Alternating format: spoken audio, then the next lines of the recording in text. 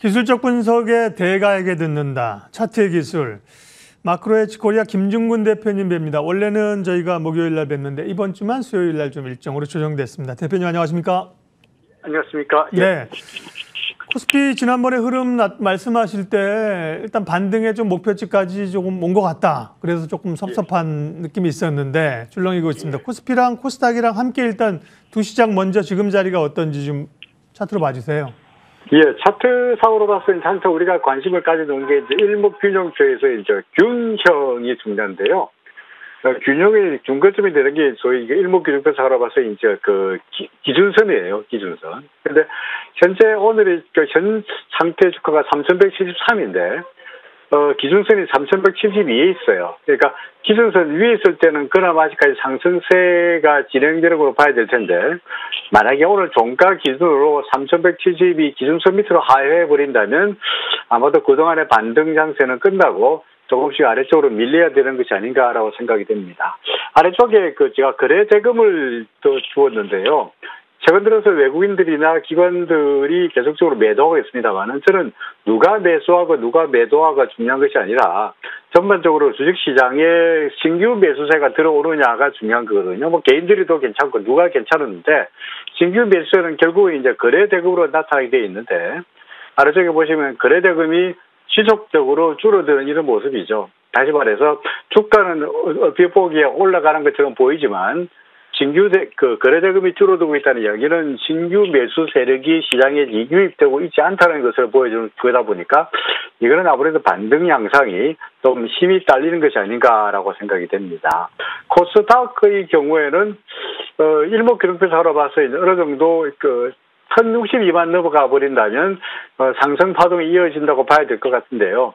오늘 상당히 좀 하락세가 좀 깊어지고 있고요. 길다란 상태의 음봉이 나타나고 있고 더구나 후행 스팬이 캔들 안에 들어가 버린 상태가 되어가지고 오히려 이런 정도가 오히려 강력한 저항대가 되지 않겠나 싶습니다. 그래서 앞으로는 한주 주가가 오르더라도 위쪽에서 계속 저항이 예상되다 보니까 위쪽보다는 이것 역시 아래쪽으로 봐야 되지 않겠나 싶습니다만은 다만 위안거리는 아래쪽에 그룹이 워낙 튼튼하니까 워낙 두터우니까 아래쪽으로 떨어지더라도 지지력은 기대해 볼 수 있지 않겠냐 하는 생각입니다. 그래서 코스피에 비해서 코스닥은 설령 떨어지더라도 아래쪽에 지지력이 단단하니까 가격 조정보다는 기간 조정의 가능성이 높지 않겠나 이렇게 생각이 되네요. 네, 상대적으로 흐름이 상대적으로 괜찮았던 코스닥도 오늘은 이제 낙폭이 커지고요. 바이오 쪽 하락이 오늘은 코스닥을 좀 미는 것 같아요. 네, 코스피 코스닥을 예, 같이 봐달라고 말씀을 드렸고요. 왜냐하면 따로 보니까 뒤에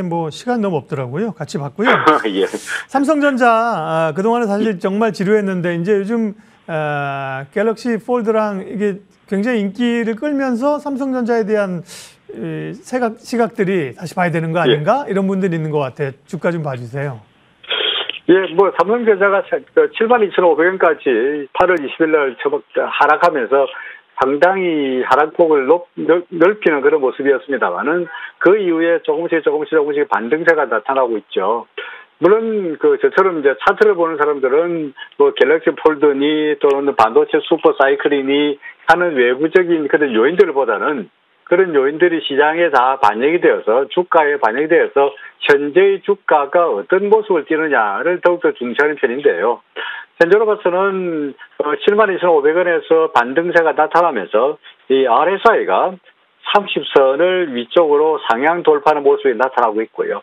이것이 이제 삼성전자의 반등의 하나의 중요한 힘이 되고 있다, 에너지가 되고 있다라고 생각이 됩니다. 근데 문제는 삼성전자의 상승세가 소위 추세적인 상승세가 되기 위해서는 일목균형표에서 말하는 여러 가지 균형 상태를 매수세가 우위를 보이는 쪽으로 바뀌어야 될 텐데 그러기 위해서는 아까 코스피의 경우도 말씀드렸습니다만은 근본적으로 이 기준선이 걸쳐 있는 78,000원 선을 어떻게 잘 넘어설 수 있느냐가 관건이지 않겠나 싶습니다. 그래서 현재 삼성전자가 76,100원 정도에서 왔다 갔다 하고 있는 상태이다 보니까 앞으로 2,000원 정도 더 올라서 78,000원을 넘어선다면 이것이 단순한 반등이보다는 추세적인 상승이라고 간주해야 될 것 같고요.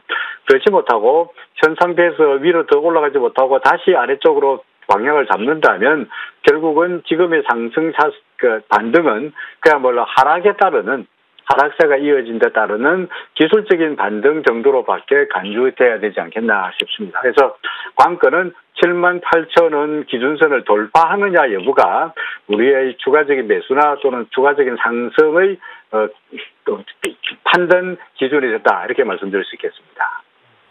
코스피도 그렇고 삼성전자도 그렇고 아직까지 추세로의 회복이 나타나지 않은 그런 상황들입니다.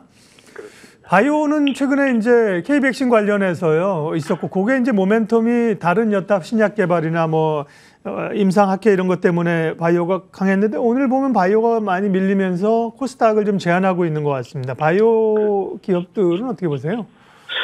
최근 들어서 이제까지는 바이오 섹터 같은 경우에는 역시 코로나 관련해가지고 소위 백신 개발 기대감 관련 주식들이 바이오 중에서 특히 그런 종목들만 다소간 좀 두각을 나타내는 그런 양상이었다면, 네. 최근 들어서 정부가 이제 10월 달부터 뭐 위드 코로나, 어차피 코로나를 방별하기는 힘들 것 같고 마치 독감처럼 코로나와 같이 살아야 되지 않겠냐 하는 쪽으로 정책의 방향이 바뀌는 것 같아요.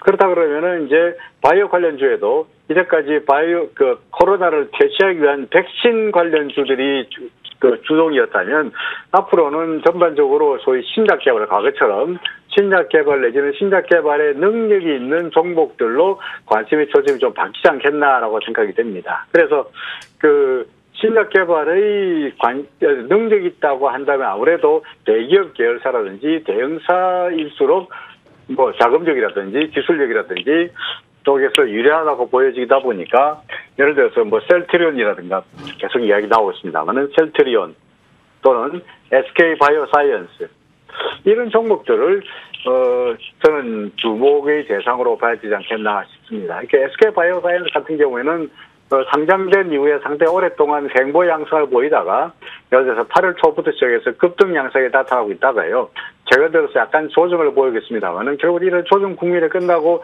기준선에서 버틴다면은 다시 한번 상승세가 이어질 거로 예상이 되고 있고요.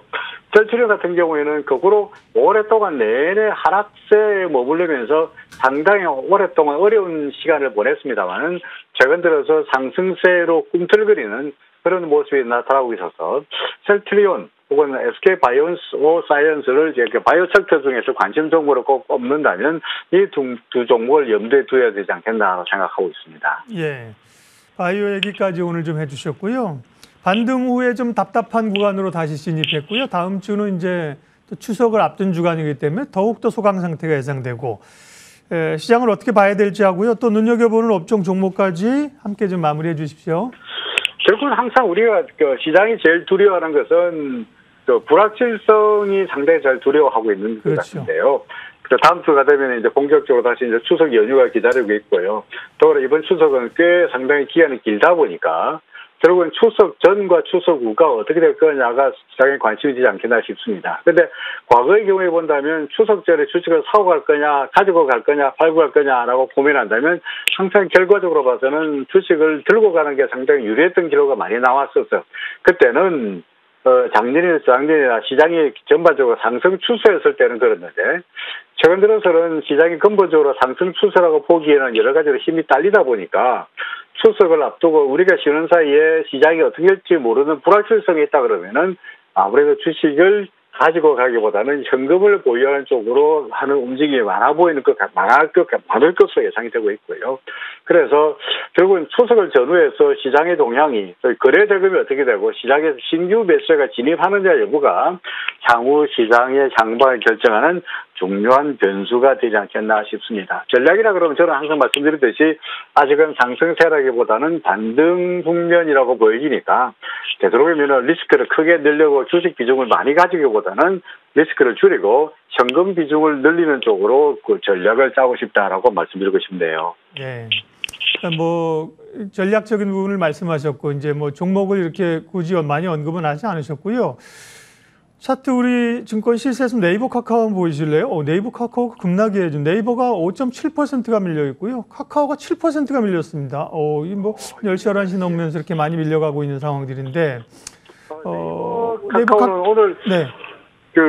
지문 지상에도 언급이 되긴 했습니다만은 소위 보험 그 빅테크에 대해서 네, 규제. 정부 당국, 금융 당국이 뭐 규제를 간다 해서 보험의 그 보험료를 비교하기보다는 가는 것이 오히려 중개라고 판단해가지고 그걸 하지 마라 하는 쪽으로 네. 상당히 네이버나 카카오 같은 그 빅테크에 대한 정부의 규제가 좀 세질 거라는 우려감이 아마도 주가에 대해서 상당히 악재로 작용하고 있지 않겠나라고 생각이 되긴 하는데요.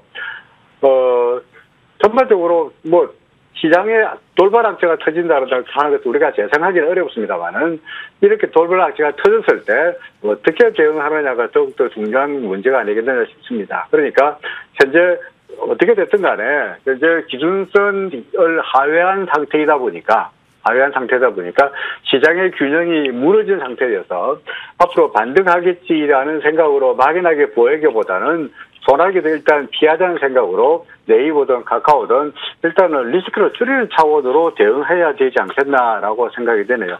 카카오도 마찬가지로 카카오도 심지어는 기준선을 무너뜨린 정도가 아니고 보다시피 아예 구름 아래로 떨어진 상태이다 네. 보니까 역시 그 대응을 예측의 관점이 아니라 대응의 관점으로 접근하는 것이 올바르지 않겠나라고 생각이 됩니다. 네, 뭐 시총이 한 5천억, 6천억 하는 종목은 몰라도 뭐 네이버 카카오가 시총이 68조, 뭐 60조가 넘는 기업인데 하루에 막 7%씩 밀리니까 그렇습니다. 예, 분위기가 좀 좋지 않습니다. 그 부분까지 지금 나타나는 시장의 변화인데 그 부분까지 추가적으로 읽어주셔서 감사합니다. 네, 차트의 기술 마크로에치 코리아 김중근 대표님과 함께했습니다. 고맙습니다. 예, 고맙습니다. 예.